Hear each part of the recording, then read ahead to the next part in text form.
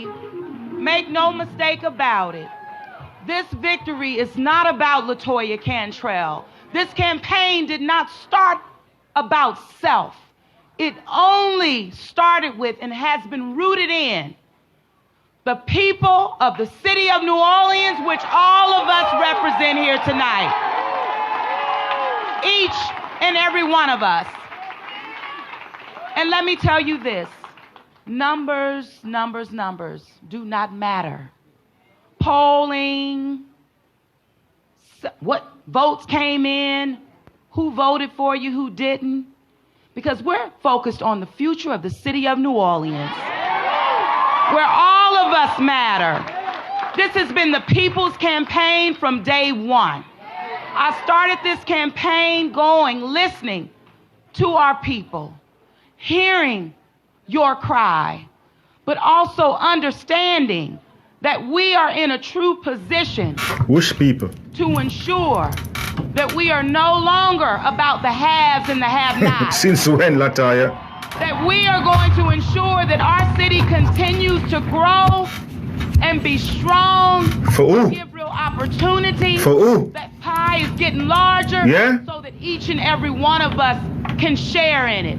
So that each and every one of us can win Right. our city. Right. So this win tonight is not for me nor my family. This win tonight is for the city of New Orleans. Yes. Absolutely. Absolutely.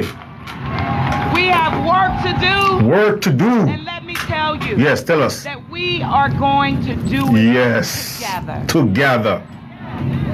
That's the only way. Yes. So prior to coming out, I did have an opportunity. I received a call from Ms. Charbonnet, Desiree Charbonnet, and I said to her, congratulations on standing with me on making history, because our history was two women who made that runoff, and we both deserve to be proud of that. And I also said that it's about moving forward, and as I've indicated, through action, and we will continue to do that. We, the people of the United States, in order to form a more perfect union, establish justice, ensure domestic tranquility, provide for the common defense, promote the general welfare, and secure the blessings of liberty to ourselves and our prosperity, do ordain and establish this Constitution for the United States of America. The United States Constitution, family, still in full force and effect. The last time I checked, still in full force and effect. All government of right originates with the people, is founded on their will alone, and is instituted to protect the rights of the individual. You hear that? The individual. Anthony Brown's right, not the collective right. And for the good of the whole, its only legitimate ends are to secure justice for all, preserve peace, protect the rights, and promote the happiness and general welfare of the masses. Good afternoon, brothers and sisters. Good afternoon. Good afternoon, brothers and sisters. Good afternoon. You're listening to The Proven Truth. You're tuned into The Proven Truth with your brother and host Anthony Brown, coming to you live from the studios of Radio Gumbo Creole here in the beautiful territory of New Orleans, Louisiana. To participate in the show, to let your voice be heard, you can call us at 504-303-8922. You can call us at 504-303-8922. What's up, Alicia? What's up? What's up, my sister? Thanks for the heads up of this live video. Thanks. Okay, no problem. Again, to participate in the show, 504-303-8922. You can also listen to us on your device of choice, going to or coming from work. by dialing the number 667-930-9041. Hey, Alicia, don't leave me as yet. Alicia, I hope you're there. Don't leave me as yet. I'll come in right to you as I finish this. Give me a second. 712-432-7883. You can dial that number and plug into your auxiliary, and you can listen to us going to or from or wherever you're going. Okay? You can also check us out on the web by going to www.radiogumbocreole.net. That's www.radiogumbocreole.net. We live stream this on every show, family. We live stream this on every show on the Facebook. You can check us out on the Facebook by going to Anthony Brown for Assessor. That's Anthony Brown for Assessor 2017. We also archive the show. We also archive the show on the Facebook. So for those of you who miss it, you can go onto the YouTube, and you can go to The Proven Truth with Anthony Brown, and you can basically scroll down and you can see previous shows. A matter of fact, whilst you're there, you can subscribe, so when we publish or upload any other videos, you can be notified of such. Look, family, it's what's going on here in New Orleans, Louisiana is nothing more than an act, a play, a stage. New Orleans, Louisiana is a big performing arts center. That's what it is. And you got certain players, okay? Now, over here, you got one actor acting as the CEO/mayor for the city of New Orleans, Latoya Cantrell. Then you have the members of the city council, again, all actors, playing out a performance, right? And we need to be mindful, people need to be mindful of what's going on. Or when you see certain action, you need to be mindful of what you're actually seeing and hearing. Don't take nothing that these people do at face value. Nothing. Listen to me, family. Don't take nothing what these politicians do at face value. Their underlying purpose and intent is not genuine. Their underlying purpose and intent is to trick and to deceive the people of New Orleans, Louisiana. Okay? Now, I just saw 10 minutes ago, I saw a clipping or a publication. Look, once I saw it, I know exactly what time of day it was. Once I saw it, I know exactly what it is that they were trying to portray. I know. For some of you, you may not recognize it, or it may slip you, but check this out. Here it is. Cindy Wynn, the so-called representative for that political subdivision that I'm a part of, District D, that's out there in New Orleans East, is taking pictures with Latoya Cantrell, the mayor of New Orleans, claiming that, hey, we are taking action now as it relates to infrastructure. We are breaking ground out here in the east as it relates to infrastructure.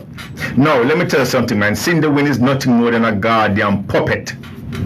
She's nothing more than a puppet, and she does not represent the people of this world. She only represents one small sector or one small group of people out there in District East, but she don't represent the whole entire political subdivision. Now, look, my sister is on there, is tuning in with us live, and many of you guys may know her. She's a warrior, not only for District E, but even though she resides out there in District E like myself, but Miss Alicia Plummer, a lot of you guys may know her from her activist action that she take, you know what I mean, in certain issues when it comes on to the school board, when it comes on to infrastructure and business coming out there in the east, many all different, you know, we don't have time to elaborate on all aspect of our social being that Alicia Plummer participated. But the reason why I'm mentioning this, right, is because it was people like myself and Miss Plummer that was down there in City Hall this past Thursday. Listen to what I'm saying carefully, family. This past Thursday, when the entire New Orleans City Council body caved in and kissed the ring of LaToya Cantrell, giving her wish to let the proposition, that constitutional amendment, move forward to go on the ballot for November 6, 2019. Even though 2 weeks later, or 2 weeks prior, they denied that. Now here it is.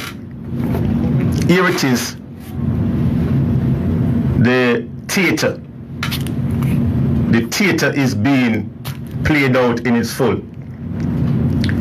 You have Cindy Wynn posing with LaToya Cantrell and a few other cronies out there talking about breaking ground. There was on Reed and I think Reed. Look, I don't remember exactly, but out there in New Orleans East. Now here it is. Why are they doing this right now? That's the question. Why? What's the reason? Is this because they know that they got millions of dollars to spend? Are they? Look, 2 weeks ago or 2 months ago, LaToya Cantrell received from John Bell Edwards over $50 million. She went and she asked for 70, he gave her 50. We start to talk about this issue. We start to talk about the fact, here it is that the New Orleans City Council just approved that a measure to increase the financial burden on the backs of the people of New Orleans be increased or be placed on the ballot in November. For what reason or for what purpose? The original cry. Now look, family, we're gonna take some time and we're gonna dive down into the meat of the matter, because when you understand the concept that these people, these politicians, LaToya Cantrell, Jason Williams, Cindy Wynn, Jerry Brissett, Christine Palmer, Joe, whatever you want to name, Jay Banks, none of them want you, neither LaToya Cantrell, want the people of New Orleans to actually know what it is that they are actually doing. And they strive, they benefit from the fact that the people of New Orleans don't have the time to go and research what's actually on the ballot. They benefit from that. The people of New Orleans don't actually have the time nor the will, and in most cases they are just downright fed up. In most cases, the people of New Orleans are just downright fed up with all this cronyism, with all this political criminal activity that's going on, and they turn away. And these politicians know it. They know it. And that's how they strive and move along. That's how they strive and move along. Now, here it is, big blown up picture. You have the media and everybody out there showing that Cindy Wynn and LaToya Cantrell is breaking ground, and they ensure that they put the word infrastructure in the narrative. Why? Infrastructure in the narrative, so that when this proposition hit the ballot in November, the people of New Orleans, a matter of fact, these politicians, because I guarantee you, I bet anybody, I guarantee you, Cindy Wynn gonna be out there in New Orleans. He's talking about, yes, we spend money for infrastructure here in New Orleans. I guarantee you, she's gonna be out there telling that goddamn lie to the people in New Orleans. No, certain people will believe her. There's those among us who are going to be, yes, that's true, because they don't have a clue what's going on. Here it is, they are talking about infrastructure. What type of goddamn infrastructure? The cry of the day. This was what LaToya was crying for. It was so important that LaToya received money because the drainage system was decaying. Our drainage system was so in so much deplorable condition that she need to come up with some funds. She need to tax the people of New Orleans. The drainage system, look, the issue was the drainage system infrastructure. As it relates to infrastructure, the drainage system was deplorable. The drainage system need maintenance. So she need to put a tax on the ballot. Now, I'm not going to go into the Constitution in all its fineness and glory today, but the way how the Constitution is written, when you submit or when you're going to tax the people for a specific item or agenda, it must be for that specific item or agenda. It cannot be multiple stuff. You cannot have multiple issues that you want to tax the people for. You can't. Not only that, it must be within a certain time frame. So it cannot be prolonged or it cannot be forever. You can tax, you can say, okay, this is for 5 years, and at the end of 5 years, it must finish. And you cannot do what they are doing today. Let me give you guys some background into what's going on. The very same proposition that's on the ballot right now, as it relates to infrastructure, was on the ballot in 2016. This very same argument was on the ballot in 2016.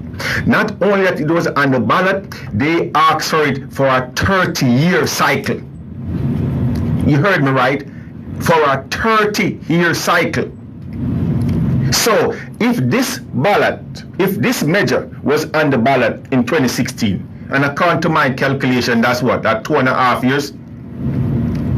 Why would you then need to put another one on the ballot and ask for 20 years? You're overlapping. Okay, what happened to that money that you've been collecting since 2016?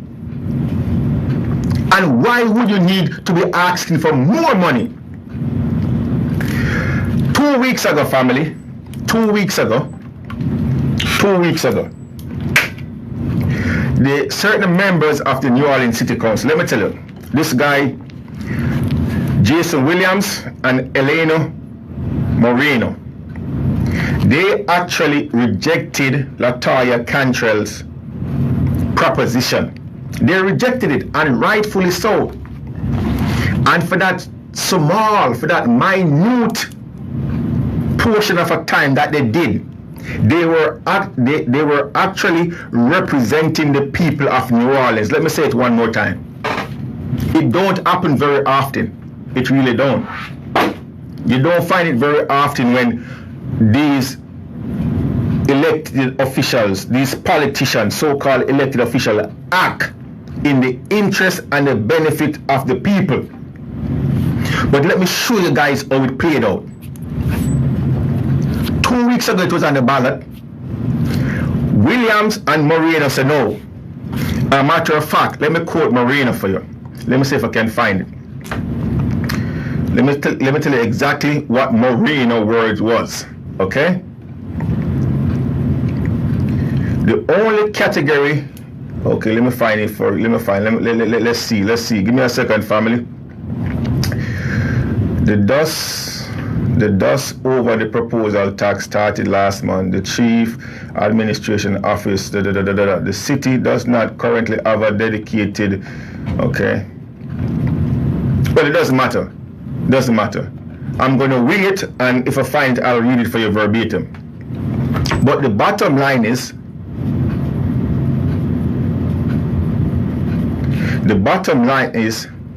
the tax was supposed to only be for,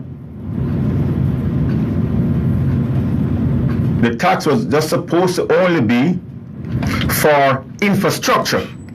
Latoya Cantrell added to that bill 2 weeks ago. She asked for money to pay, so that some of that money is going towards cybersecurity defense and purchasing vehicle for NOPD. That was the argument. Now, why would you add these poke facts to this resolution? Because she know, Latoya Cantrell know goddamn well that there is no way in hell that she could have come to the people of New Orleans and asked them to bear a financial burden just so that she could increase or get more money for cyber security defense. Why? It was 2 years ago. That we spent over $40 million to that effect. Listen to what I'm saying. This is the criminal intent and the criminal minds of these politicians, family of Latoya Cantrell. We spent over 40 million. Look, just drive around New Orleans at certain major intersection. You will see these red and blue light flashing, right? They have what they are calling a state-of-the-art command center. A state-of-the-art command center. We go inside that command center. You see these big screen monitors and all of these technical devices, these cyber security devices. What do you think that is? That have to do with cyber security. They don't only build this state-of-the-art command center. They didn't just build this state-of-the-art command center and didn't have cyber security involved. Cyber security is a part of the whole system, and they spent over $40 million for that. She knew, Latoya Cantrell, that she couldn't come to the Guardian people of New Orleans and tell us in the crap that she want money towards cyber security. She knew that.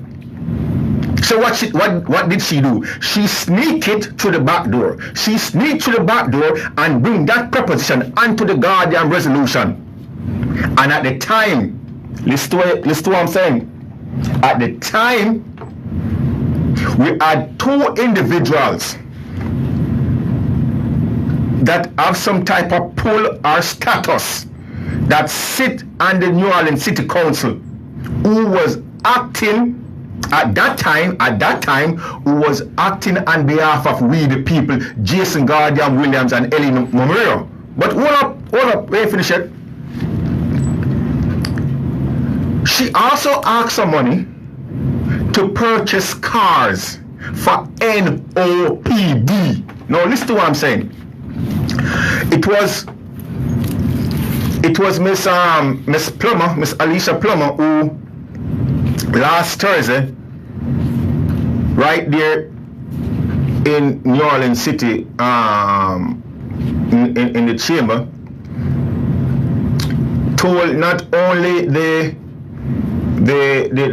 council members, but the chief or the superintendent or whatever title you want to have, the guy, police, Ferguson, that look, we see NOPD cars out of the limits and New Orleans, in Baton Rouge and all over the place.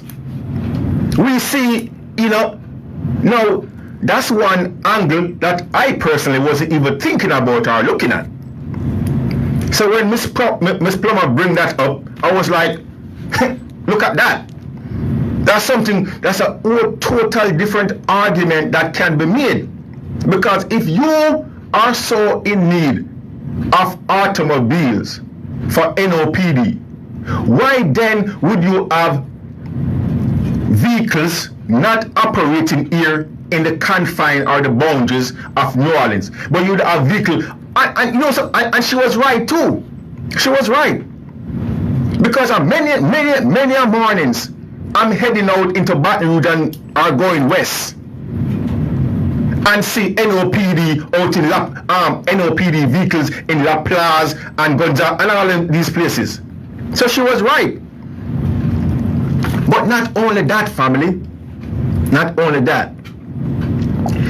If you should drive around New Orleans, if you should drive around like I do, look, in my subdivision, you have like 4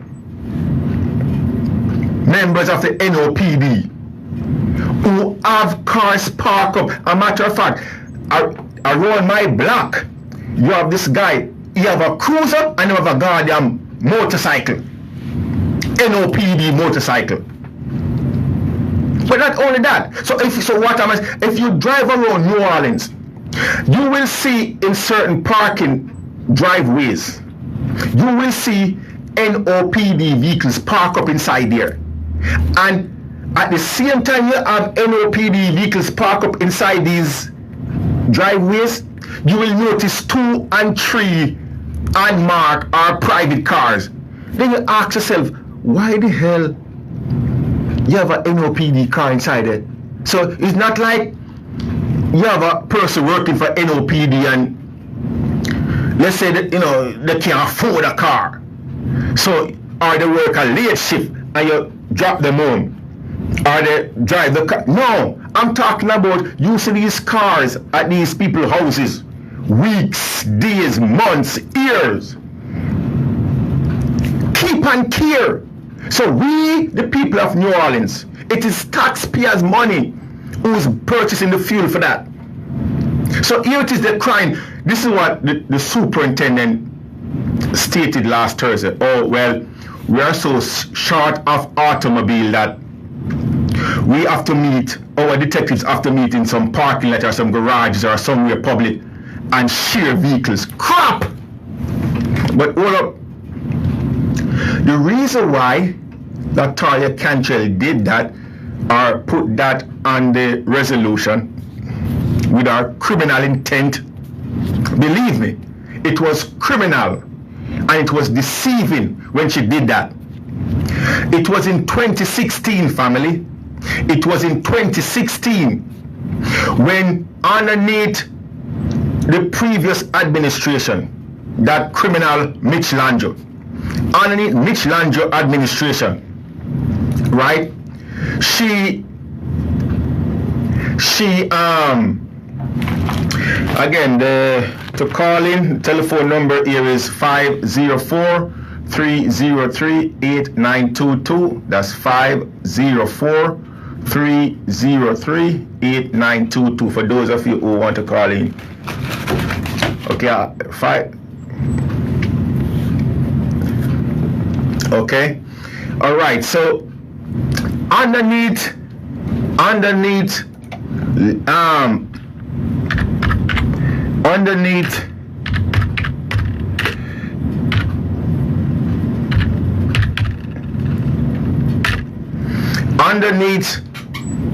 Mitch Landrieu, you know who Mitch Landrieu is?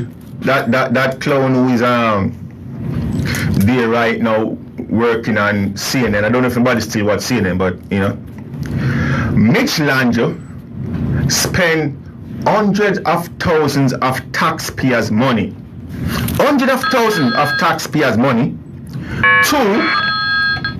to purchase car, and this was the argument. He purchased the car for morale, to boost the morale of NOPD. The proven truth. Hello? Hello. Hey, Alicia. Hey, Anthony. Hey, what's going on, my sister? Can I make a comment on your show? Sure. Go ahead, man. Okay. I wanted to talk about last Thursday at the meeting. And why I got up to address the council. Okay. You know, I was sitting there all day. I didn't have anything to do. I had a free day, and I knew that they were going to be talking about the short-term rental. So I'm sitting there, and I'm getting, listening to the short-term rental. But when the next subject came up on that millage that they were getting ready to put to a vote, and I'm sitting and I'm listening, I was getting enraged. Right. And I'm like, hold it. Wait a minute. So I put my card in, and this is why I put my card in. And these are some of the things that I said to the council. First off, you all ought to be ashamed of yourselves to come to the people to ask people for more money after what the assessor did with these assessments. Some people are seeing, 100, 200, 300, 400, 500% increase in their assessments. Poor people, this is a poor city.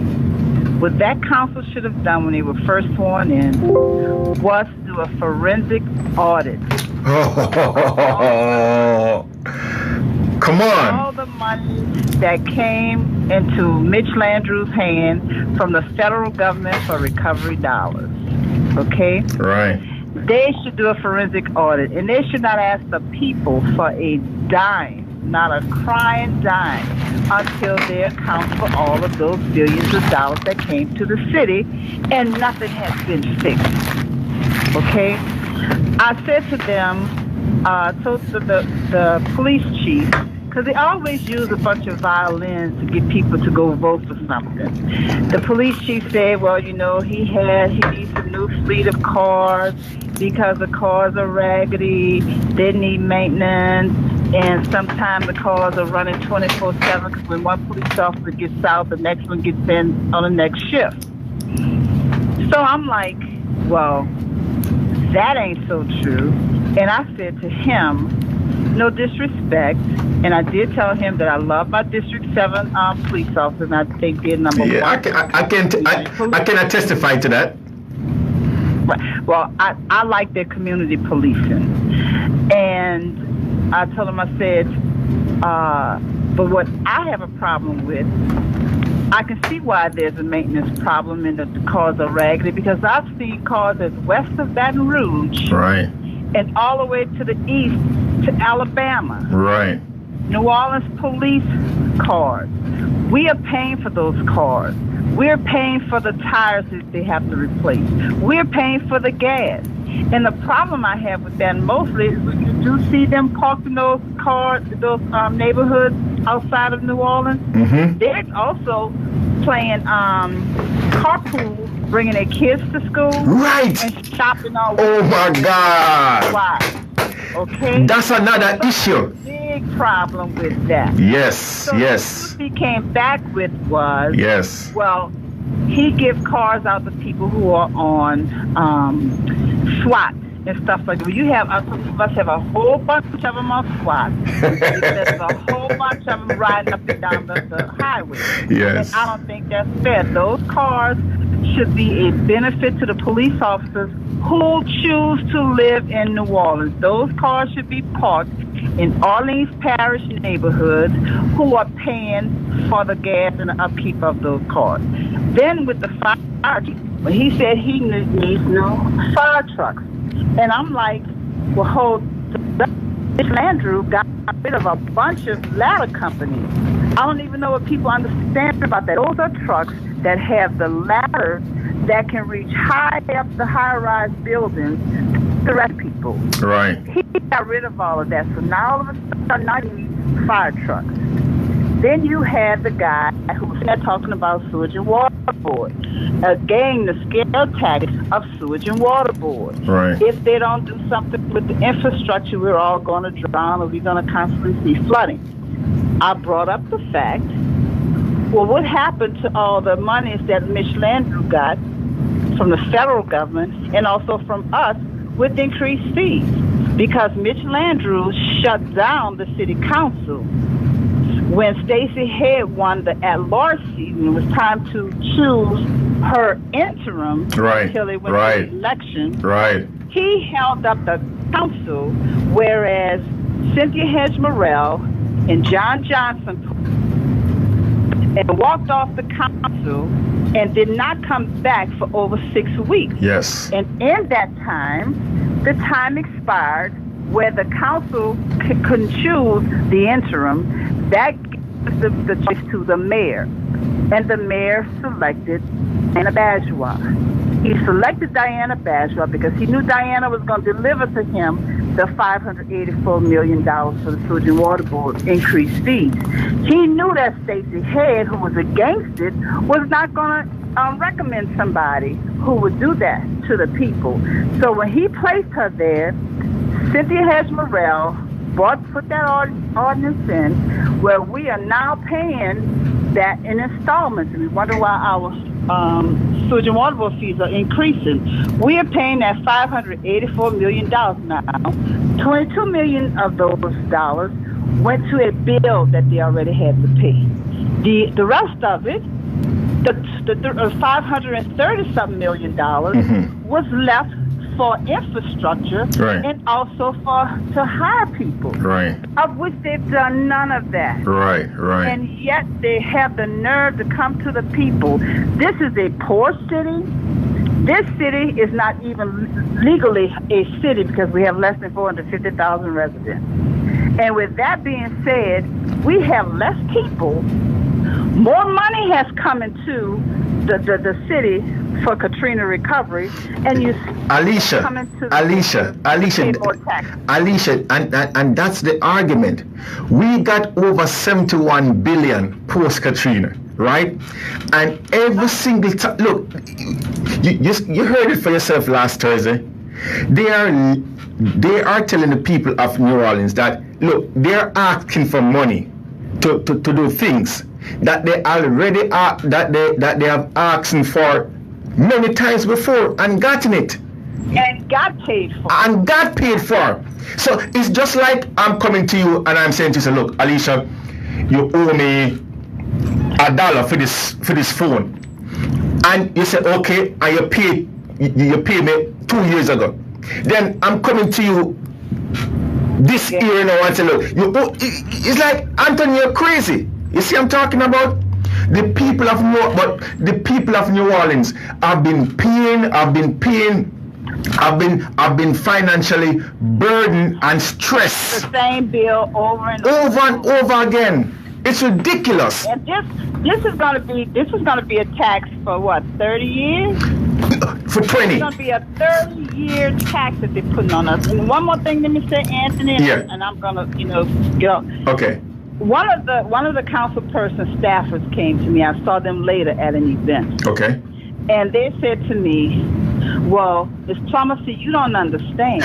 You're right. By law, they had to do that. Oh, wait, let me back up. I admonished the council. I said, if you really had the people at heart, you wouldn't even put this on a November ballot, floor ballot. That's what I'm talking about, Alicia. People come in. I said, you're coming with the politics. If you cared about the people, put it on an October ballot where everybody going to vote for their state legislators, their senators and stuff, and for the governor. Put it on that ballot. They don't do it. That's the politics.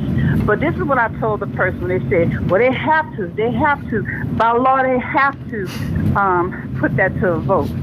I said, no.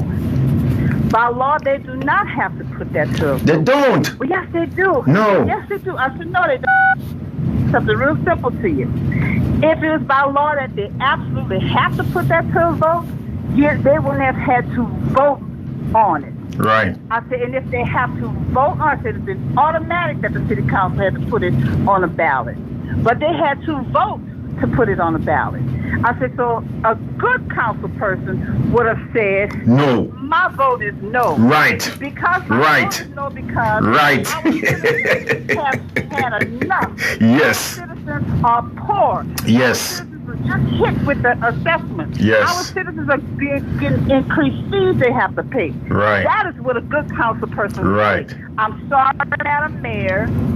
I'm sorry, but let's check the accounts.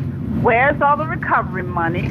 We cannot afford to keep going to our people who are poor and destitute to keep ponying up all this money. Right. That's what a good council person would do. Right. Right. And Alicia, just before you go, that's the reason why I made the statement a while ago. And I outlined, I said, look, there was a couple members, like Jason Williams and Elena Marino, right, 2 weeks ago, for that small window of time, they acted like representative of the people and say no. You see? But what happened after? What happened after was Latoya Cantrell made the rounds. She went and she speak to them individually. She made the rounds. She promised them something. A matter of fact, what she promised Cindy Wynn is what you see today. That's what I'm talking about. That's what I was getting to. She went and promised Cindy Wynn that, look, we're going to come out there in New Orleans East and we're going to do this whole big thing. We're going to break ground. And when we break ground, we're gonna categorize it, or we're gonna say that this is towards infrastructure. You see, it's a whole big theater, Alicia. They're lying to the people, they're deceiving the people, they're tricking the people. And I swear this is my last thing, and I'm gone. They just got the notice from the federal government at the early part of this year. Right. You got billions of dollars in street money, right, that you have not used. You got X amount of time to use it or lose it. Yes. Where is that money? That's what we're asking the question. No, that's infrastructure. Where is that money? Nobody can seem to answer that question, Alicia. Nobody. They don't want to answer. They don't want. They don't want to answer. They can't, because if they do, the game is going to come out on the forefront. You see, I'm talking about. Yeah. They don't want to. They don't want to, man. But look, my sister, look, I appreciate you calling in. Thank you. I'm still going to be listening. All right, good. Thanks. Okay. All right. Now, look, family, that's what I'm talking about. That's what we are talking about. You have to recognize politics when you see it. You have to recognize these people acting or doing certain things. You have to recognize politics. That's what it is. Now, check this out. In 2007, right? In 2007, why I'm getting a feedback when I echo on my system? Okay. In 2007, family, Sewage and Water Board estimate that $5.7 billion, Sewage and Water Board estimate that rebuilding and improving the water, sewer and drainage system will cost $5.7 billion over a 25-year period. That's what their projection was. That's what their estimate was. Again, the underlying issue here is infrastructure repairs as it relates to the sewage and water drainage system. That's what this whole uproar is about. That's what this whole argument is about. Look, it don't have to rain here in New Orleans for us to flood. It just have to drizzle. If it drizzle here in New Orleans, we flood. Right? Now,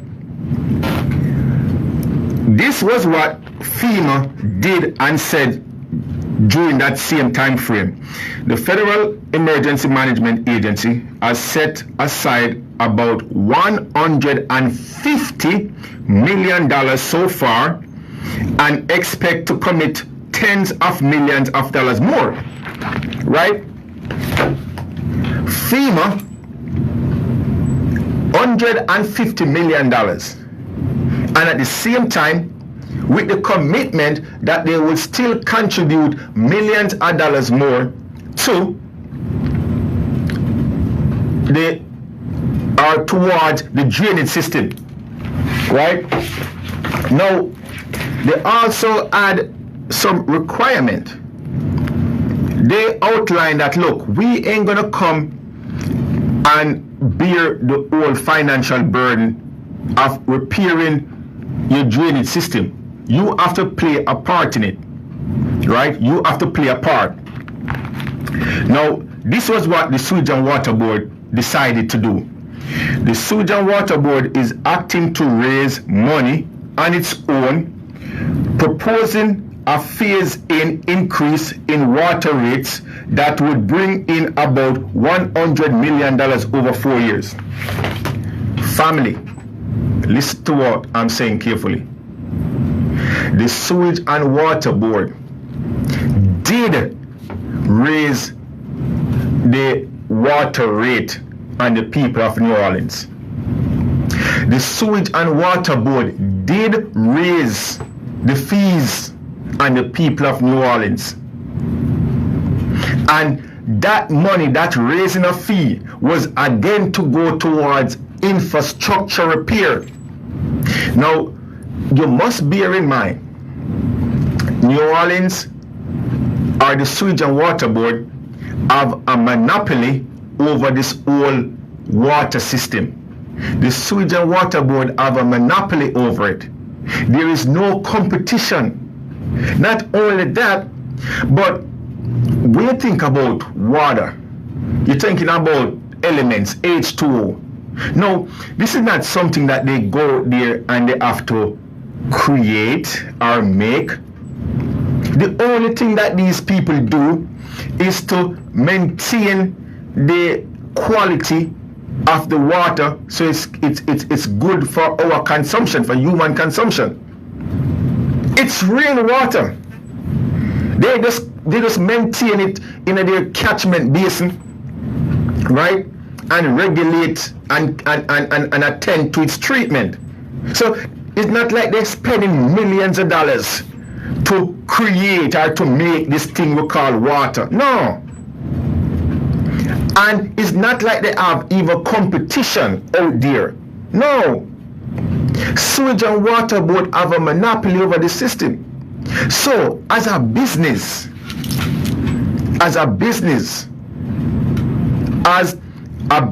who is offering a service to the people of New Orleans and having a monopoly over the whole system, they're supposed to have the resources to maintain their infrastructure, and they don't. They want you to believe that they don't. They want you to believe that they don't. Ooh. They want you, family, to believe that they don't. You see, if you're operating a business and after a certain period of time you cannot take care of the basic needs of the business, look, might as well you close that goddamn business down, because it don't make sense. So you have a monopoly over the business and you still can't break or make a profit, might as well just walk away from it and make somebody else, let a next company or a next organization or a next entity or a next body come in and operate that function. Follow what I'm saying carefully, family. It's ridiculous to think that over the years, Sewage and Water Board as a company, as an entity, as a business that providing service to the people of New Orleans, cannot take care of its own maintenance need. It's ridiculous. It's ridiculous to think about that. Now, look, let's put that to the side, as Miss Alicia Plummer just eloquently informed us a while ago, or brought up a while ago. When Sewage and Water Board, we're talking about post-Katrina. Because what happened post-Katrina in a family, this territory, Louisiana, gets so much money. Look, you might hear we quote this figure, $71 billion. $71 billion, that's just money that come from the federal government side of things. There was a lot more money that came here. There was a lot more money that came here to assist the people of New Orleans that didn't came from the federal government. But we're not talking about those billions of dollars that came in from that end. We're not talking about that. We're talking about that amount of money. Look, under Bush, when Katrina hit in 2005, George W. Bush, I'm talking the 43rd, the son, not the daddy, was the president of the United States. And he went because he was so embarrassed. Or at one point, they were mainstream media and everybody was calling him out and saying, man, look, this is tantamount to racism, because if it was white people or majority white people, you'd have acted more urgently, right? So he jumped on it and he lobbied for $101 billion. That's what he asked it for. He lobbied for $101 billion. Congress gave him a little bit over $70 billion, right? And that $70 billion came here. Now, it came here through various federal departments. It came here through various federal departments, okay?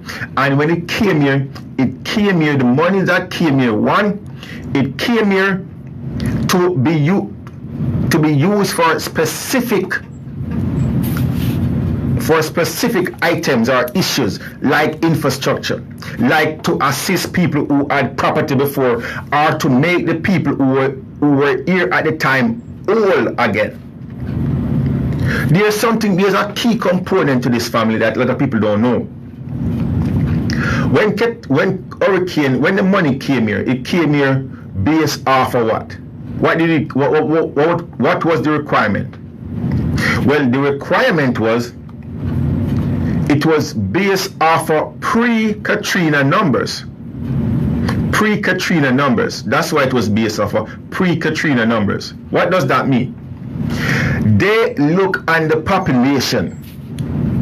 They look at the entire population that was here, that exists here a day before Hurricane Katrina. That's what they did.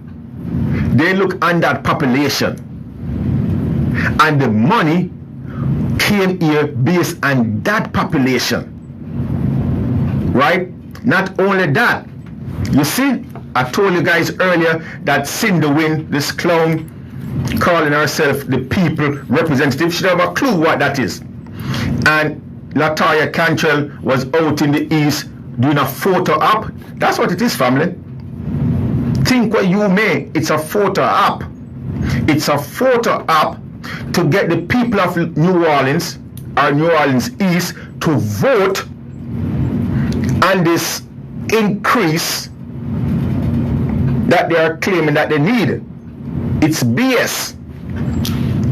When the money came here, or a matter of fact, Hurricane Katrina was categorized as major, minor, and severe damages. That's how they categorize it.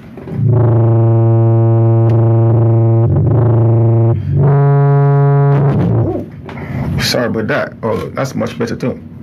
When the money came here, family, it was categorized, Hurricane Katrina was categorized as minor, major, and severe. That's how they categorize Hurricane Katrina. Not only that, it was also, the categorization was also breaking down into zip codes. So like 70127, 70128, we're talking about New Orleans East, the Lower Ninth, the 7th Ward, Gentilly, the places where Katrina hit, where the places that was more devastated than any other place. Oh, you know something, talking about that, family, look, we have so much information, man, and that's why we are so pissed. That's why we are so vocal. That's why we are so aggressive when it comes to this issue, because when you actually study what's going on and when you actually recognize what's going on. You see, look at this.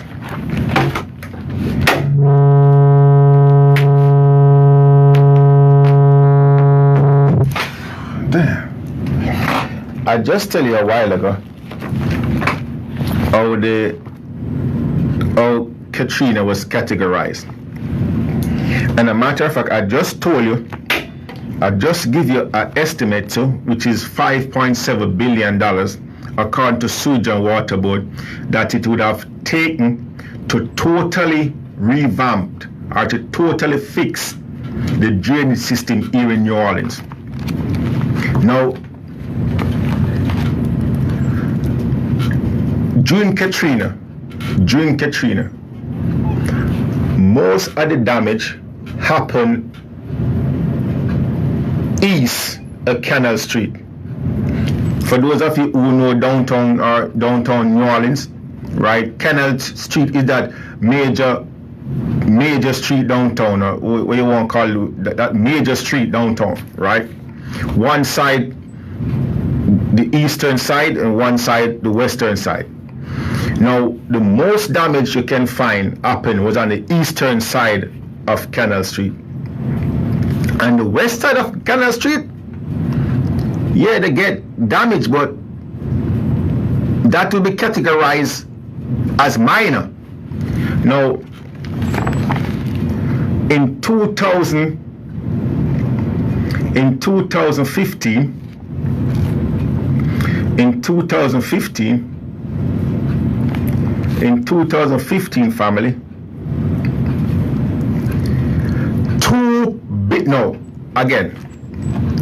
the Sewage and Water Board estimate what?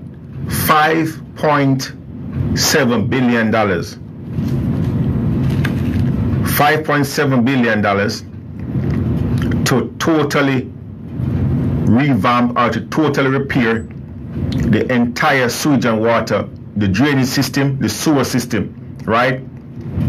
In 2007.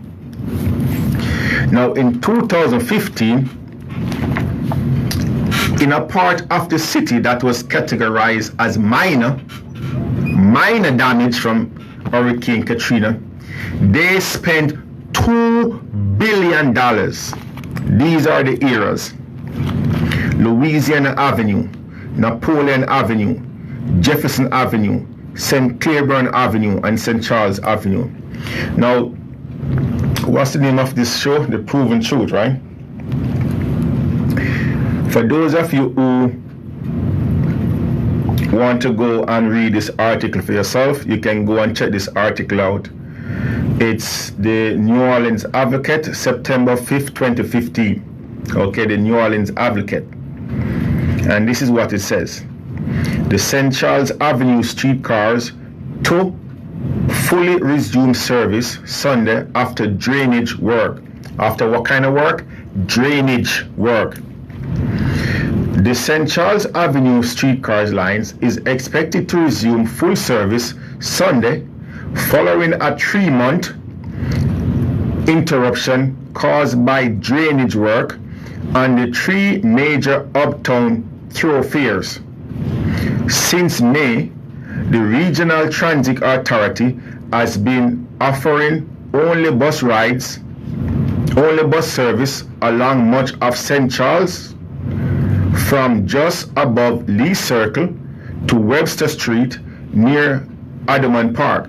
For most of the time since then, passengers would have to switch from a streetcar to a bus and then to another streetcar to travel the full 6.6 mile length of St. Charles line between Canal Street and the line upper end to South Carbon. So this is what I'm saying. Here it is. They have spent $2 billion towards drainage system. Now, what they did, family, and I hope my sister Alicia is still there listening because she can verify to this. What they did, they take that $2 billion, right? And they totally rip the street up, uptown, rip the street up, and totally replace all those drainage pipes. Totally replace those drainage pipes. Diverted traffic, right? Close those streets up. Again, Louisiana Avenue, Napoleon Avenue, Jefferson Avenue, St. Claiborne Avenue, and St. Charles. They totally rip the street up, replace those drainage pipes, brand new state-of-the-art pipes. It took them 3 months to do it, right? They did that in a part of the city that was categorized as having minor damage post Katrina, right? And what did they do out in New Orleans East? What did they do out in New? Now, look, for those of you who think that I'm tripping,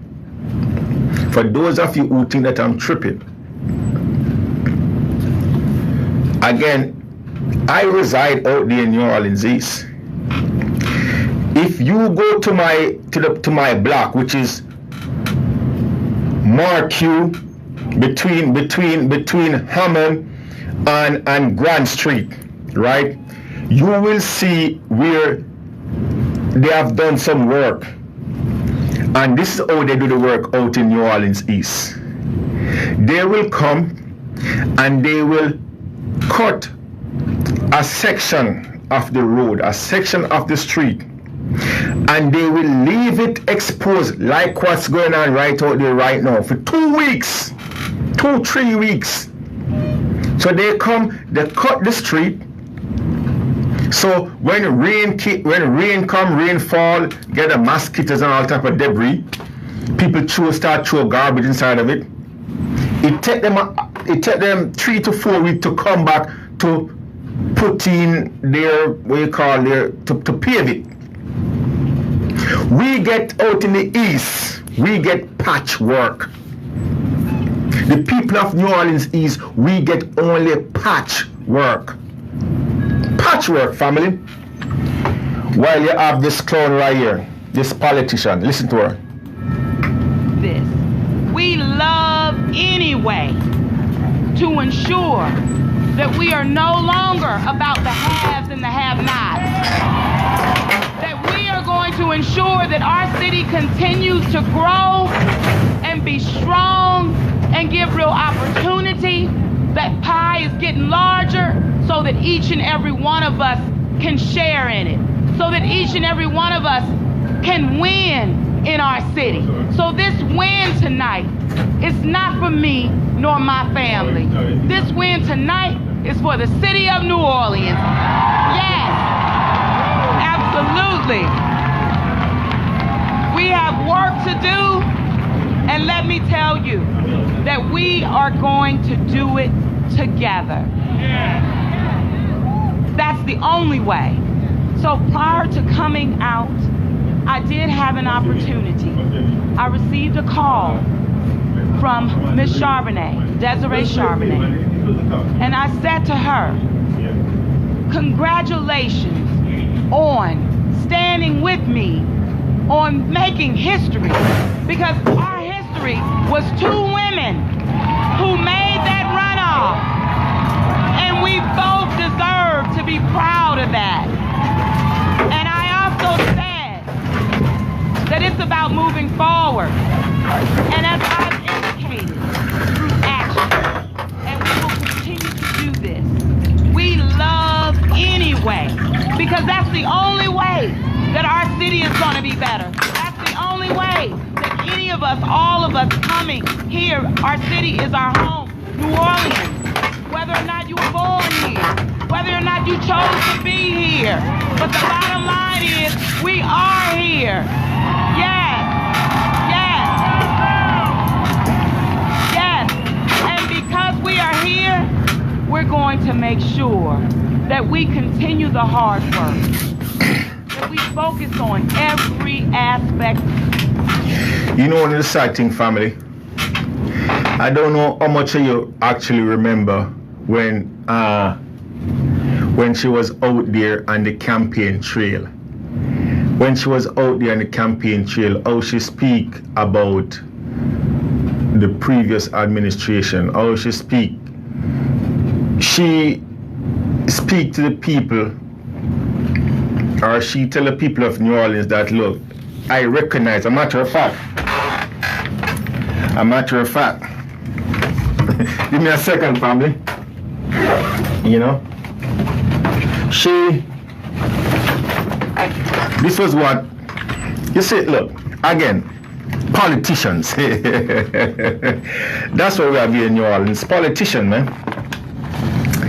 In 2017, okay, while on the campaign trail, this was Latoya. I am running to make New Orleans better, to make our city a place for all of its citizens. That's what she said. That was our argument, which, you know, I mean, it's a lie. All of its citizens.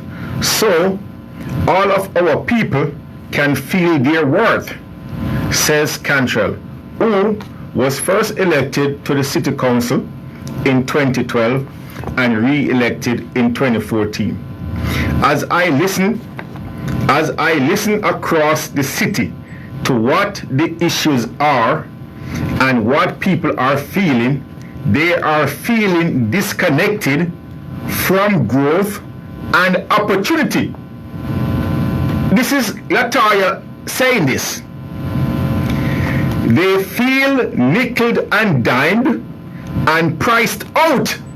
No, look, I don't know if you guys don't see the humor in this. It's like a tale of two cities. That's Latoya. That's this politician.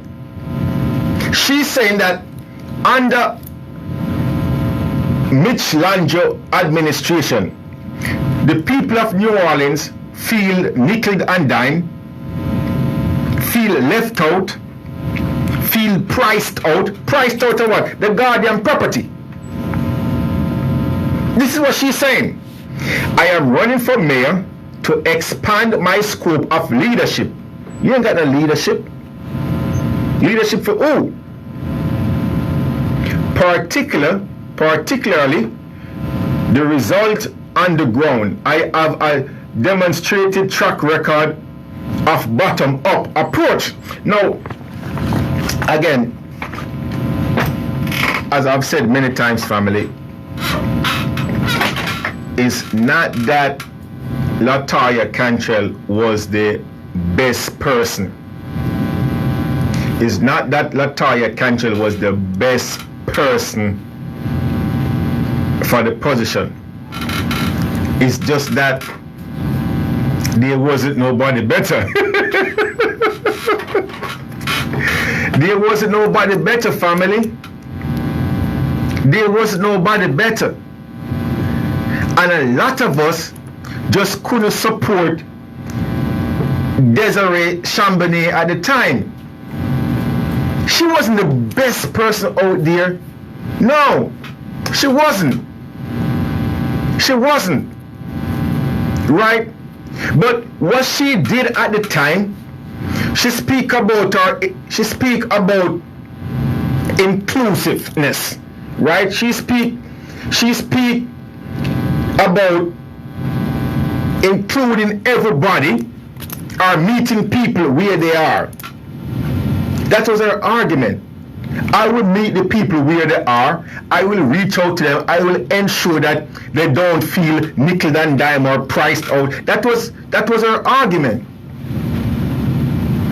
And as deceiving as it was, people rallied to it. As deceiving as it was, people rally around it.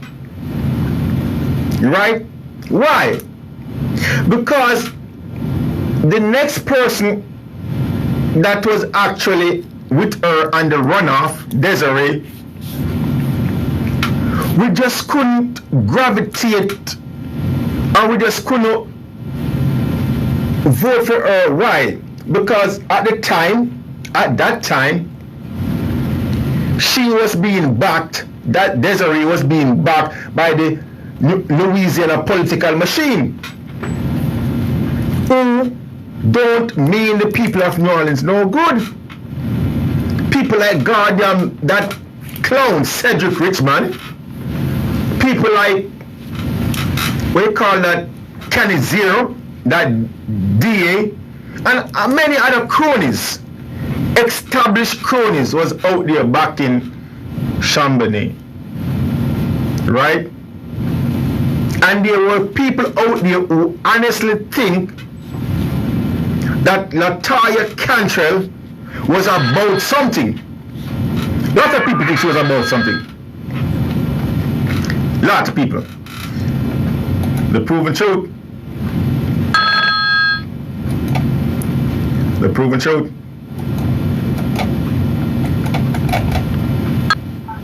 The proven truth. Oh, hello, Anthony. Hi, this is Mike. How you doing, my brother? How you doing? Hi, I'd like to thank you for dealing with this matter of, what the politicians say and what they do, and, what you asked a question, what grade would you give the politicians in the way they handled Katrina, and being a Katrina survivor, I can say, without a doubt, F. F minus. I would give them an F minus. But then I heard you talking about the mayor, right, Cantrell, mentioning she wanted to be inclusive. Right. Okay? Right. And give everybody a chance at her ear. Right. But here's what I found out recently with our friend. Just a very... our friend had been calling since July the mayor's office to get information on what the mayor will be doing for the 14th anniversary of Katrina. Right. And this person is a Katrina survivor. This person's been active in the community. And you know what happened? What? After week, she finally gets notice that the mayor, an official from the mayor's office, will meet with her on September 9th. What? September 9th. And as you know, the 14th anniversary is August 29th. Right. And this is so typical of the attitude of the politicians. But I don't want to just put the blame on the politicians. We're the majority Katrina survivors of the people who live in this city, but we're also the most ignored people in this city if you're a Katrina survivor. Right. The basic attitude is that, as somebody said at a rally, is that's long gone. Like our trauma is gone. Our economic hardships that have come up from Katrina is gone. And so... But that's not true, though, Mike. That's not true, though. That's not true. Well, you're doing something. You're doing something, and that's very good. And I know, like, on August 29th, there'll be an action in the lower 9th Ward.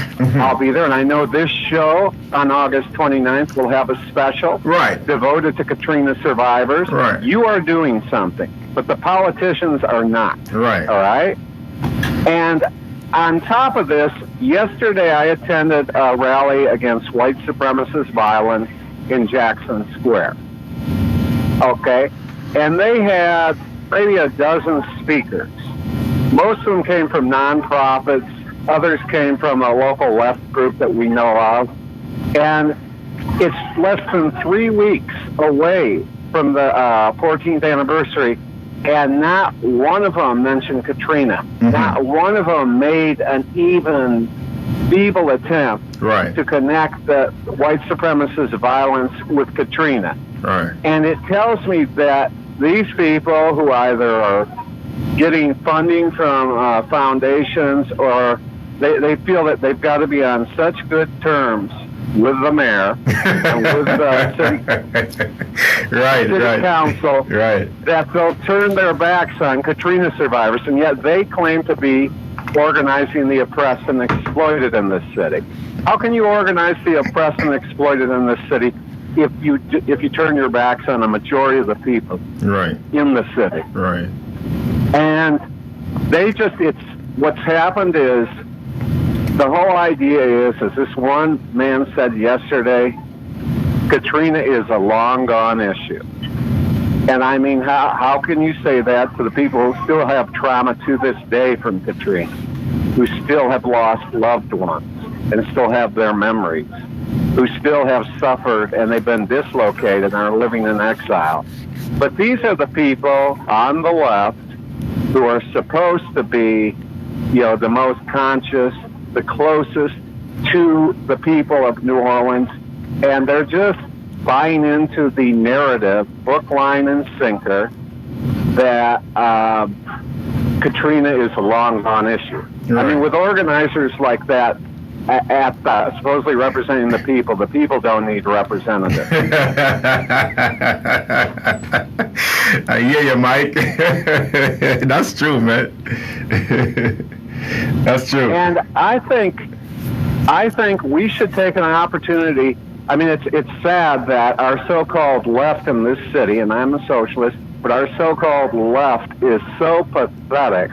They don't even understand that a majority of people are survivors here, and the majority of the people still carry some sort of trauma, be it physical, mental, or economic, and they just write it out. They buy into the official narrative that Katrina is, yesterday's news. Right. And you can't organize the people in a serious way with an attitude like that if they're the majority of the population. Right. And then forget about the 100,000 who've never been able to come back. I mean, what kind of thinking is that? That's just, that's the thinking of City Hall, but that's not the thinking that people are trying to reach with the people. Right. No, Mike, look,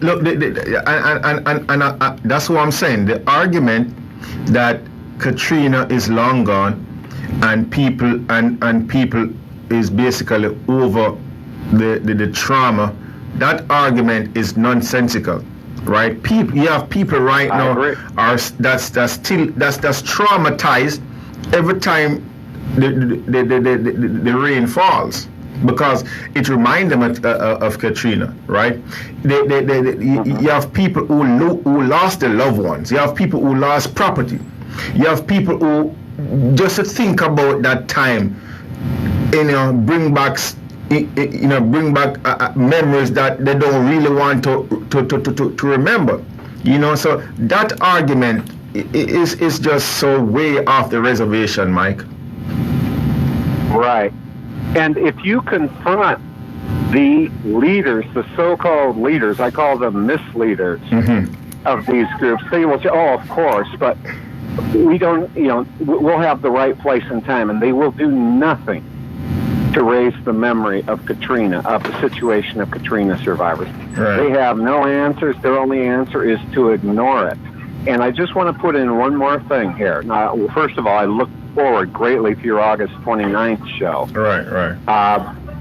Also, though, the nonprofits, the so-called left groups, along with the politicians who are turning their back on, the memory of Katrina and effectively the Katrina survivors, are abandoning in a less obvious way, but a similar way to the way the government abandoned us when we were stuck in this town without food, water, or electricity. But it's a psychological abandonment.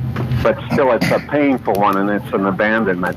And our nonprofit leaders, our left leaders, and of course our political leaders, our hacks in charge of City Hall, they should all be confronted with this by the people. Right. Because they're just, they do this, they know they're doing this. Right. I've told them before about this, some of the people I've dealt with, and they have made a conscious decision to ignore Katrina survivors and ignore the impact of Katrina, even though it is the most influential event of New Orleans today. Even is the event that shaped this town more than any other. Right. But they don't talk about it. No, they don't. And it's just, it's outrageous. It's just like you're having a rally against Jim Crow, and you don't talk about the collapse of Reconstruction. Right. You know, it's just ridiculous. It isn't ridiculous. It's cruel and insensitive. Mike, did you recognize that last Thursday? Did you recognize that every single council member sold out? They caved in.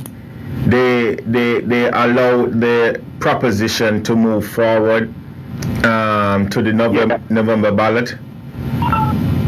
Okay, yeah, I remember that. Yeah, every single one of them caved in to Latoya Cantrell. Every single member. Yeah, that's typical. Every single member. Cinda Wynn, Jason Williams, Elena Moreno, Joe Garasso, Jay Banks, Christine Palmer, Jared Brewster. Every single one of them. Not one of them. Well, in all fairness, Christine Palmer, she voted absent. So she voted absent. She didn't cast a vote. She voted absent. But she still endorsed it. Every single one of them came in to the proposition. Now the people of New Orleans gonna now have to face this constitutional amendment on the ballot for November, which they shouldn't have to. They shouldn't have to. You know what I mean? It's just downright ridiculous, downright deceiving, downright criminal, you know, in my view. I agree with you. They're all criminals. I thank you also for the work that you've done around the Latoya's proposition. It's just it's a measure that's basically a flat tax that will hurt the poorest people, and it'll give more money to the public agency that needs it the least, the police. Right. I mean, and I thank you very much because it's going to make it that. It's really kind of key to building an opposition to this proposition. No, look, what you've done is really kind of be the base of it. Mike, we're on the job and we're staying on the job. We ain't coming off because what they want us to do is not to talk. A matter of fact, I'm going to be reading this proposition or this resolution in a minute, because what they want us to do is to be mute, is to keep our mouth shut, not inform the people about what's on the ballot November 6th, right? That's what they want. They want it to just to go away, right? So that they can go out there like what they did today, Cinda Wynn and Latoya Cantrell go out there in New Orleans East talking about infrastructure. Right, breaking ground for infrastructure, which is totally BS. It's totally BS. What happened is they got money from the federal government that they cannot show that they use the money to fix road. So the federal government is coming at them and say, show us what you do with the money. And if you don't show us what you do with that money, you're gonna have to give us back that money. So that's what they're out there doing. It's a joke. We're keeping this on the forefront, my brother. It's really a crucial issue because it isn't just the proposition, but it exposes how they operate. Right. And it makes it clear there's a way to fight it. They have the old, you can't fight it. We can fight this. Yeah, we can. And that's another. Yeah, that's the most valuable thing I think that can come from this is a fight back against this proposition, because it will educate people about how to, resist in the future too, as well as now. Right. Look, my brother, I appreciate your calling in as usual, man. You know what I mean? We're gonna make August 29th as big as possible. We're gonna have as much people who want come in and utilize the platform, let their voice be heard. Tell us how their life has, since post Katrina, what's going on. You know what I mean? So look, as always, my brother, I appreciate your calling in, us. All right. Thanks for your show. Anthony. Sure, okay? No problem, man. Thanks. Bye. Okay, family, let's do this. We gonna do what these politicians don't want us to do. Okay? We're gonna do what these criminals don't want us to do. Who we talking about when we say criminals? We're talking about Latoya Cantrell. the CEO, the mayor of New Orleans. We're talking about people like Joe Rosso, Jay Banks, Christine Palmer, Jared Brissett, Cindy Wynn, J.C. Williams, Elena Man, all them goddamn clowns. We gonna do what they don't want to do. Why? Because we love you all. We love the people of New Orleans. We love the people of Louisiana. We ain't gonna lie to you. We ain't gonna steal from you. We ain't gonna trick you. No. We ain't politicians like these goddamn criminals that been taking taxpayers' money for a long time. No, again, family, look. 2 weeks ago, as I said before, 2 weeks ago, and look, I endorsed that caller a while ago. I also give these politicians from John Bell Edwards to Bernadette Johnson, all of them, a F. All of them get a failing grade in my book. Every single one get a failing grade in my book. They all fail. Miserable too. If there's such thing as a F minus or a F plus or F minus, F minus. That's what they get. Guardian politicians. Now, family, again, we gonna do what these politicians don't want you to do, want you to know, or want you to see. In my hands, I got a copy of the millage proposition that was submitted by Latoya Cantrell to the New Orleans City Council, that was endorsed by Brissett, no good bastard, Banks, that criminal,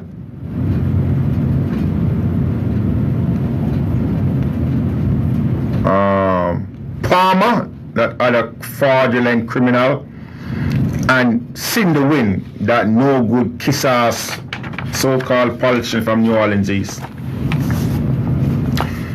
This is what the proposition said. And look, we're going to keep this, and again, we're keeping this on the forefront, family, because the people of New Orleans, the people of Louisiana need to know what it is that they are going to be voting on November 6th. Not only what, but the reason for it. Because there's a reason why this proposition is on the ballot or will be on the ballot in November. Now, what I'm going to do, I'm going to read the old proposition. And for you smart guys out there, you will catch the reason for this proposition real quick. Right? I'm going to read it through, then we're going to go and we're going to dissect it. Millage proposition. Shall the city of New Orleans, Louisiana, the city in bracket, be authorized to levy a special tax of 3 mills on all property subjected to taxation in the city, tax in bracket, for a period of 20 years, beginning January 1st, 2020, and ending December 31st, 2039. $10,250,000 currently estimated to be collected from the tax for an entire year, with the proceeds of the tax to be dedicated solely for the purpose of 1. Repairing and rehabilitating roads, streets, bridges and surface and subsurface drainage system, and stormwater management. Facilities in the city, and 2.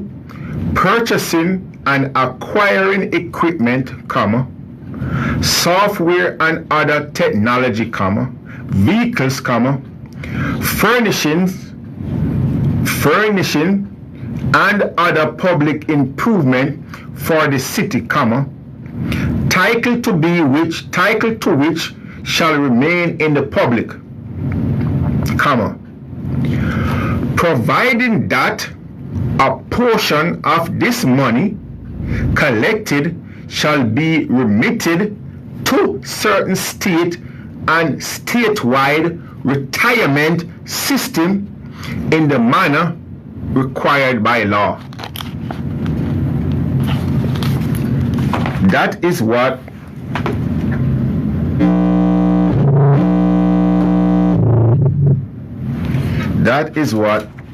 is on the proposition. Now let's dissect this proposition. And I know the listeners I know some of you were listening to this, caught it and saying to yourself, what the hell did he just said? Did he misread that? And for those of you, no, your brother didn't misread that. I didn't. For those of you who didn't caught it, we're gonna go to it in a second. Now, again, this is my copy, and my copy is all marked up. And for those of you who have Facebook or access to Facebook, you can go on Facebook and you will see a copy go on my Facebook page. That's Anthony Brown for Assessor 2017. Anthony Brown for Assessor 2017. And once you go onto that Facebook page, you will see this markup copy. This is the actual copy that I had at the City Hall on City Hall Thursday. This is my actual copy. And you will notice that you see the word red flag, red flag, red flag. That's the first thing came to mind when I started to read this document. All these red flags. Now, something key here to note that these people tend to take for granted, right? And for those of you who take the time and go through the contract, Article 7 of the contract, what I'm talking about the Louisiana Constitution. It have wordings to the same effect. Now they take it from, they know that what they are doing is wrong. A matter of fact, that's one of the problems, if not the biggest problems, I have with this criminal imposter, Errol G. Williams.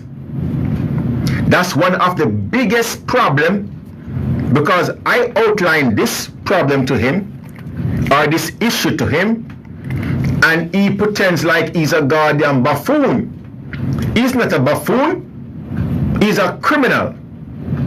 That's why he is.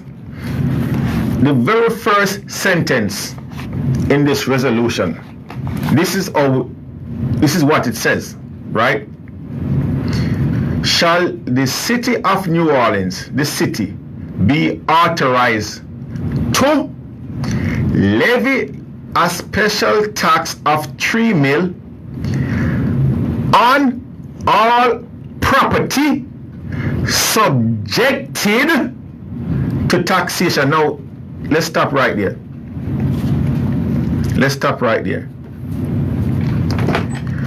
I have posed the argument.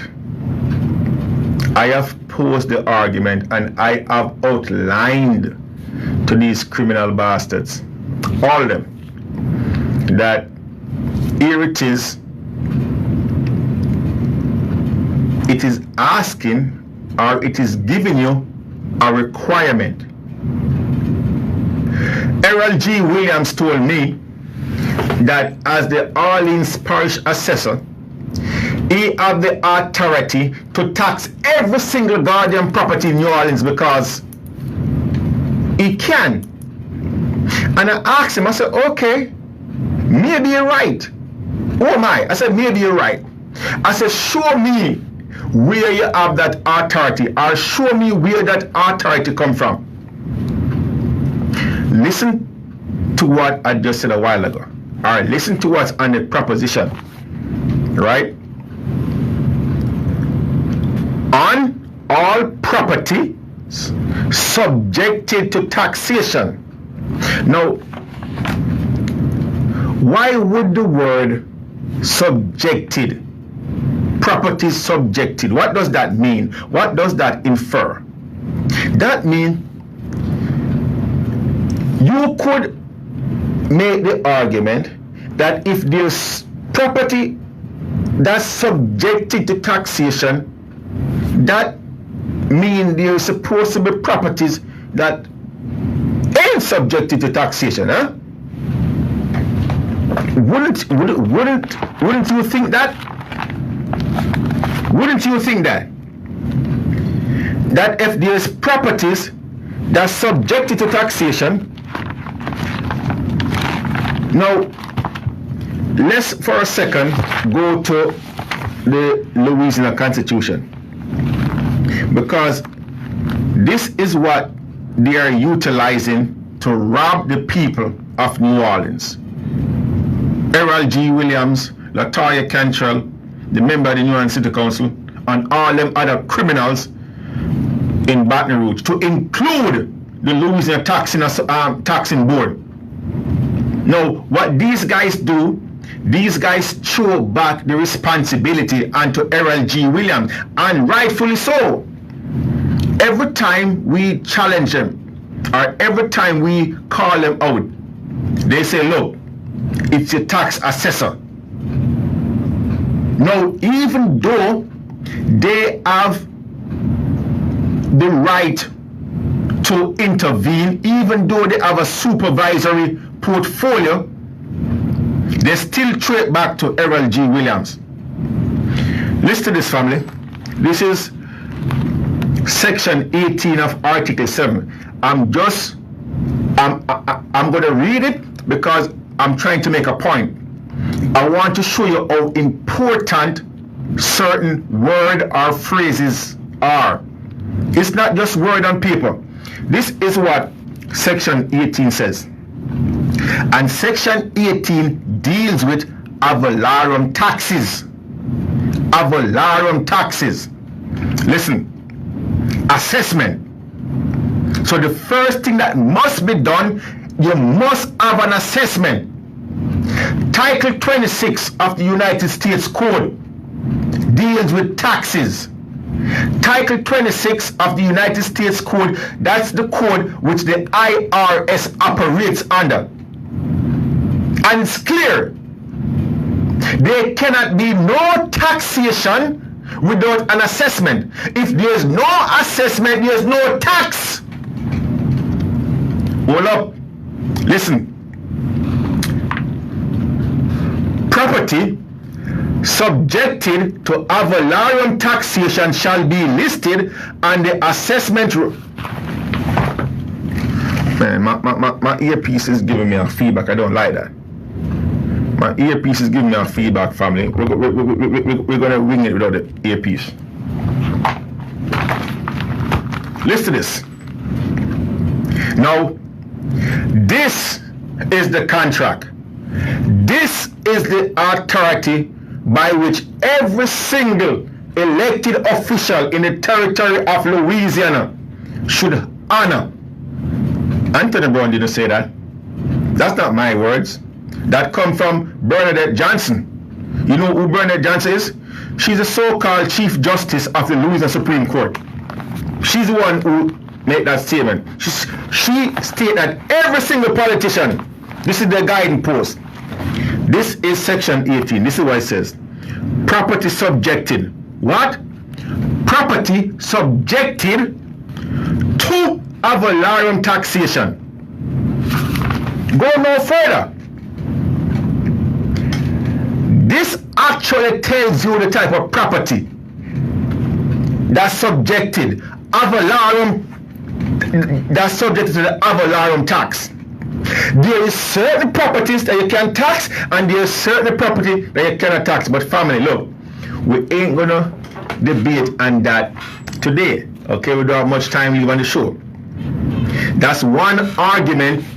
Look out for it. Look out for 2020. Look out for 2020. That's one argument that they can't refute. That's one argument.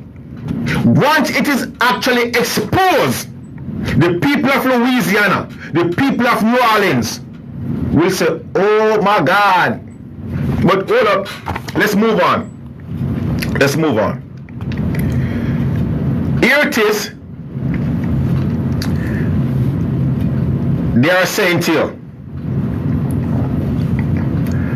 beginning January 1st, 2020, and ending December 31st, 2039, $10,250,000 currently estimated to be collected from the tax for an entire year, which the proceeds of the tax is to be dedicated solely for the purpose of. Now they go on to itemize it. 1, 2, and 3. Solely for the purpose of. Of what? Of infrastructure, of drainage system. That's it. This is how they draft it. That word right here, solely, is deceiving. The word solely is deceiving, it's misleading, it's criminal in its intent right here. They impose this word to deceive the people of New Orleans, right? And they put the word solely because they want to partially abide by the taxing authority or the taxing guideline. So they put the word right. Family, look, let me tell you something, man. Let me tell you something. It's like you put a pot of water on the fire and it start to boil and you see that bubble. That's how I am when I read this crap. That's how I am when I read crap like this and I say, oh my God, knowing that a vast majority of people ain't going to recognize what the hell they are reading. I'm telling you, I start to bubble up because I've said it many a times, you know. Don't take these individuals, these people for fools. Don't think that they are ignorant. Don't think that. They draft this document in such a way that it would fool the average person. And when the average person read it, they would think that it means one thing when it actually means the other thing. But they draft it in such a way that it will save the ass, it will save the backside. Here it is solely. This is what it says. With the proceeds of the tax to be dedicated solely. Dedicated solely. What does that mean? Ain't that something singular? Dedicated solely. Dedicated solely. Ain't that a singular verb?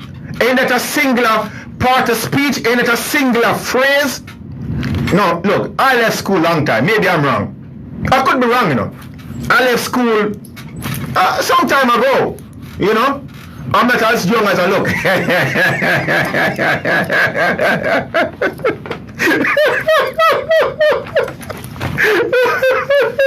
Man, look, no, for real. Dedicated solely. They did that with the intent to actually mislead your ass. Right? Solely for the purpose of. Then they start to go into different things. Like what? Repairing and rehabilitation work. You see? Now, let's move along. Here is the kicker, family. Here is the kicker. Here is the kicker. Here's the kicker. Here's the kicker. Provided that a portion of the money collected shall be remitted to, what the word remitted mean to give, mean to pass along, right? Mean to collect, mean to get. Remitted to certain state and statewide retirement system. There it is. That's why this proposition is on the ballot, so that their pension fund, their retirement system can be padded. This is the reason why their proposition is on the ballot, family. This right here. I know a few of you guys caught it early. When I read it in its entirety. Provided that I can guarantee you that a bigger chunk or a larger chunk or a larger percentage of this money, if it should be actually passed, will end up into the retirement system than actually going towards infrastructure. I guarantee that's what's going to happen, because it has been happening already. A large percentage of this money will be going towards the retirement system. And that's the reason why they don't want the people of New Orleans to read this or to know about this or even query it. But again, for those of you who have access, to Facebook, it's on my Facebook page, and it will be staying on my Facebook page until Facebook take it down. You see what I'm saying? This is downright deceiving. This is downright wrong. This is downright shameful. And we ain't gonna let these criminals get away with it. We ain't. Again, you have been listening to The Proven Truth. You have been listening to The Proven Truth with your brother and host, Anthony Brown. Coming to you live from the studios of Radio Gumbo Creole here in the beautiful territory of New Orleans, Louisiana. We here are black conscious, not black ignorant. We are black conscious, not black ignorant. Hence we honor, hence we idolize, hence we promote, hence we make reference. We continue to make reference, hence we keep the name alive of our ancestors. Those heroes and sheroes who came before us, those champions who came before us, those people who came before us and set the pace or show us the way to go. Okay? We